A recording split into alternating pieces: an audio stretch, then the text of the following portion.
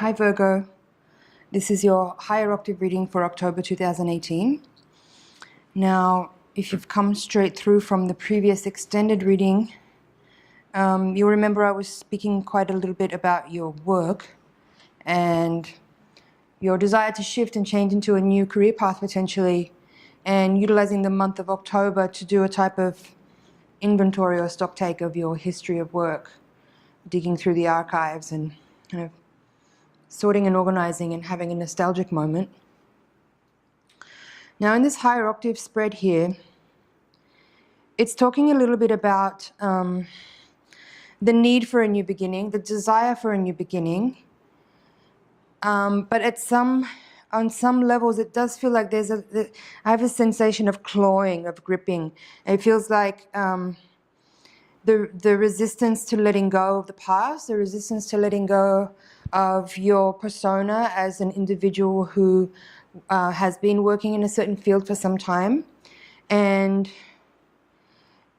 you have the Judgment in reverse as the crowning card here. It's called Time Space in this deck, numbered 20 from the Major Arcana, beside the Fool there. This is a new beginning that we're talking about, and this is the feeling of holding back slightly, or being a little bit, what's the word?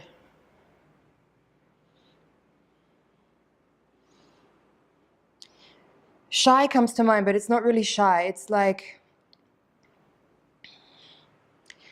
again, similar to the feeling of this Seven of Wands card from the previous spread. It's this feeling of just like holding back a little bit, or just like that kind of, the sort of tension that you get, or the inertia, that's the word I'm thinking of. There's some inertia around the shift moving forward, and it's quite normal. Whenever there's a major transition in life, there's always that moment towards the end of a cycle where you feel a little bit unsure, there's some doubts, or you start to kind of have some anxieties or worries about changing into a new direction, because there's always the learning curve that comes at the beginning of a new cycle or a new venture in life. So that feeling of inertia is totally normal. That feeling of like the pressure of like resistance to release is totally normal. You have two aces in the deck, sorry, in the spread. Ace of Crystals and Ace of Worlds. This is in the position of your outcome, and this is in the position of hopes and fears. So beautiful, like, you know, a lot of pure energy uprising towards a new experience or a new time in life. And again, at the foundation, you have the Two of Cups. It's talking about reflection. So again, this is tying very much into the previous reading, where we're talking about reflecting on your history, reflecting on your successes and maybe even your failures, reviewing and archiving and having nostalgia. And again, the Three of Cups is here again in this reading, and you had it in the first spread. This time it's in reverse, and it's paired with the Sun. This is in the position of your environment or people around you. And I'm going to suggest that in the position that it's in this spread, and how I'm reading it, is that there is a little, not exactly a warning, but just a reminder to be really cautious about who you confide with. I feel like this card is about close confidence with people that you share, you know, the dearest, closest kind of personal and emotional matters with. And here I'm seeing it as being a kind of a careful reminder to be aware not to share intimate details with people that you shouldn't give that type of information to. I think it's also a warning. It's the type of like, it's basically a warning against gossipy type of people. Because if you're sharing personal information about decisions that you're about to make, that you're on the cusp of making, and you don't want that information to go into the wrong hands if it means it will in any way affect or impede your transition forward. Just a reminder there, it's about just being careful not to let information that's personal get into the wrong ears and the wrong hands, so that it doesn't affect decisions that you make moving forward in a way that will, you know, steer the course of your direction in a way that you don't want it to go, let's say.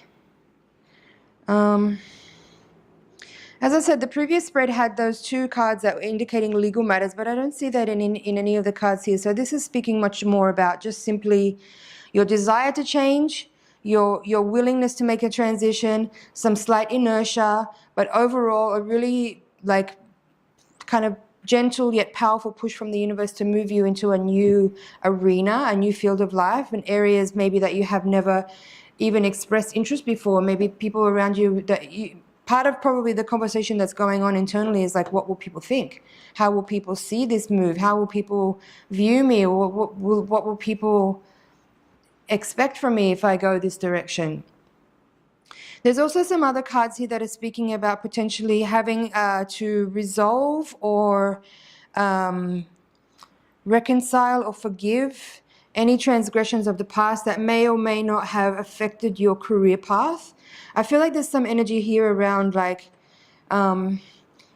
people that are in your, may be in your field now, but people who may have been in your environment in work or in I think it's specifically about work. I feel like there's people that whose influence has already moved out of effect, but there's something about people that you're thinking about who had an effect on your work or your career in a way where it feels like there's something that you're holding on to that speaks about something that they did or didn't do that affected your success. So if there's something there for you to look at, just have a look at if there's anything that you need to resolve internally. It doesn't necessarily have to be a conversation that you have with that person outside. It's just something for you to look at. If there's any feelings of like needing to let go, needing to resolve, needing to reconcile, needing to forgive, just let that energy come up and look at it and address it and give the energy that's needed to that feeling, to process it so that you can file away. This is all part of your archiving process that you're doing in order to kind of like just check all the boxes historically through the years of work and interactions with people, dynamics that you've had, in order to kind of really end a chapter of life clean, really tidy, packed away, archived with like beautiful surgical precision and numbered, and just putting things away in the right place, emotionally and physically. But I do feel that you're on the cusp of a really beautiful new adventure. Even just the feeling of, even if you don't know what it is yet, but there is this beautiful feeling of like, you know that you've kind of taken things as far as they can in a certain way, and you are so ready to express yourself in a totally different way. You want to do a sort of 180, if you will, and surprise people and come up with something new, work with different people, work with different resources. There's something completely different coming up for you. Yeah.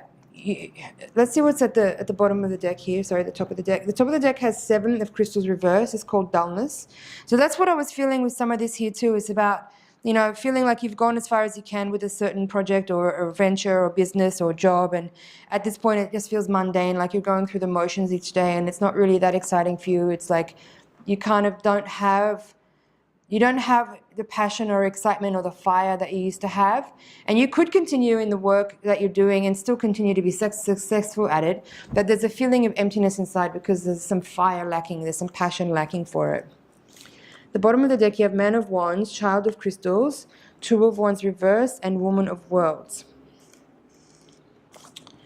Again, I would say there's 2 of Wands here. It's called Purity in this deck. And I think it being in the reverse position, it does speak to me again about what I mentioned earlier with regards to an individual or people that in your work history that you may have some residual feelings about. Could be resentment. It could be some type of energy that you're holding towards somebody that you feel like you could really do well with letting that go by just addressing it and purifying it, sending energy to it, pushing love into it, and helping to forgive, resolve, and let go. Because any tendrils of leftover energy from the past, we want to deal with that now so that we don't bring things forward into the next project that you work on, so that things are starting from the best foot forward with a clear, clean slate and energetically sound. For some of you, I'm getting, this is a really specific message for maybe just one person, but one of you or some of you may be looking to go into entertainment. You may be looking to go into acting or some type of performance work.